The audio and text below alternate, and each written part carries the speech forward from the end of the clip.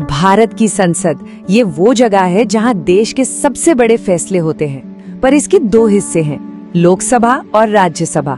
नाम तो हम सबने सुने हैं, लेकिन इनकी असली ताकत क्या है और ये एक दूसरे से कितने अलग हैं? चलिए आज इसी को आसान भाषा में समझते हैं। तो फिर लोकसभा और राज्यसभा में असल फर्क क्या है? कौन ज्यादा पावरफुल है? और सबसे बड़ी बात, इन दोनों का हम सबकी जिंदगी पर क्या असर पड़ता है? आइए इन्हीं सवालों के जवाब ढूंढते हैं। सबसे पहले बात करते हैं लोकसभा की। इसे कहते हैं जनता का सदन, और सच कहूँ तो ये नाम ही इसकी पूरी कहानी बता देता है।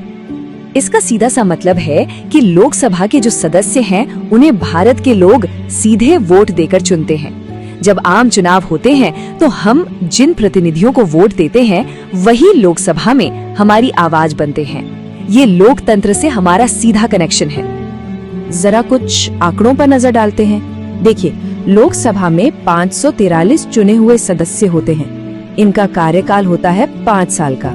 और हाँ, सबसे जरूरी बात, देश की सरकार यही बनती है। जिस पार्टी या गठबंधन के पास मेजॉरिटी होती है, वही देश चलाती है। तो लोकसभा का काम क्या है? असल में इसके 3 सबसे बड़े काम हैं। पहला, देश के लिए कानून बनाना। दूसरा, सरकार से तीखे सवाल पूछकर उसे जवाबदेह रखना। और तीसरा, देश का बजट पास करना, यानी हमारा पैसा कहां और कैसे खर्च होगा, ये तय करना। अच्छा, अब लोकसभा से आगे बढ़कर दूसरे सदन की तरफ चलते हैं, राज्यसभा। इसे राज्यों का सदन भी कहा जाता है, और इसका काम और इसकी बनावट लोकसभा से काफी अलग है। यहाँ सबसे बड़ा फर्क यही है कि राज्यसभा के सदस्यों को आम जनता सीधे नहीं चुनती। उन्हें राज्यों की विधानसभाओं के चुने हुए सदस्य यानी विधायक चुनकर भेजते हैं। इसीलिए ये सदन केंद्र में अलग अलग राज्यों की आवाज बनता है। राज्यसभा के आंकड़े भी बड़े दिलचस्प हैं। यहाँ कुल 245 सदस्य हैं और हर सदस्य का कार्यकाल 6 साल का होता है। एक और बात, ये एक स्थायी सदन है, मतलब ये कभी भंग नहीं होता। हर 2 साल में इसके 1/3 सदस्य रिटायर हो जाते हैं और नए चुने जाते हैं। इससे एक तरह की कंटिन्यूटी बनी रहती है। तो फिर राज्यसभा का असली मकसद क्या है? इसे एक तरह से सेकंड ओपिनियन वाला हाउस समझिए।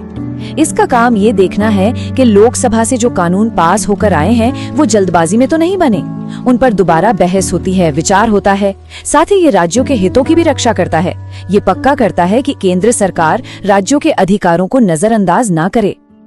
तो कुल मिलाकर अंतर साफ है। लोकसभा जनता की सीधी आवाज है। सरकार यहीं बनती है और पैसों से जुड़े सारे बड़े बिल भी सिर्फ यहीं पेश हो सकते हैं। दूसरी तरफ राज्यसभा राज्यों की आवाज है और इसका मुख्य काम कानूनों को और बेहतर बनाना है। ठीक है, तो अब हम इन दोनों सदनों की भूमिका तो समझ गए हैं, पर एक बड़ा सवाल ये भी है कि क्या संसद आज भी वैसे ही काम कर रही है जैसा हमारे संविधान बनाने वालों ने सोचा था? चलिए एक नजर डालते हैं कि वक्त के साथ संसद की कार्यशैली में क्या बदलाव आया है।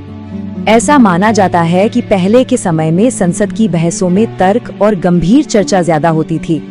आज के दौर में कार्यवाही में अक्सर हंगामा, वॉकआउट जैसी चीजें देखने को मिलती हैं। इसकी वजह से कई बार जरूरी मुद्दों पर बहस अधूरी रह जाती है। तो फिर सवाल ही उठता है कि संसद में किन मुद्दों पर बहस होनी चाहिए? वो कौन से विषय हैं जिनका सीधा असर देश के आम नागरिक की जिंदगी पर पड़ता है? ये हैं वो मुद्दे जो असल में मायने रखते हैं। किसानों की आमदनी, युवाओं के लिए नौकरियां, अच्छे अस्पताल और स्कूल, सड़क, बिजली, पानी जैसी बुनियादी जरूरतें, महंगाई, भ्रष्टाचार और महिलाओं की सुरक्षा। जब संसद में इन मुद्दों पर बहस होती है, तभी देश सही मायनों में आगे बढ़ता है। और अब आखिरी और सबसे जरूरी सवाल, हम सब के लिए ये सारी बातें समझना जरूरी क्यों है? लोकसभा और राज्यसभा के बारे में जानकर क्या होगा? देखिए, बात बहुत सीधी है। जब देश के नागरिक संसद की कार्यप्रणाली को समझते हैं, तभी वो अपने नेताओं से सही सवाल पूछ पाते हैं। जानकारी ही वो ताकत है जिससे चुने हुए प्रतिनिधियों को उनके काम के लिए जवाबदेह ठहराया जा सकता है। और अंत में बस एक बात याद रखने की है, लोकतंत्र में असली ताकत सरकार की नहीं बल्कि एक जागरूक नागरिक की होती है। क्योंकि जब नागरिक जागरूक होता है, तभी देश बदलता है।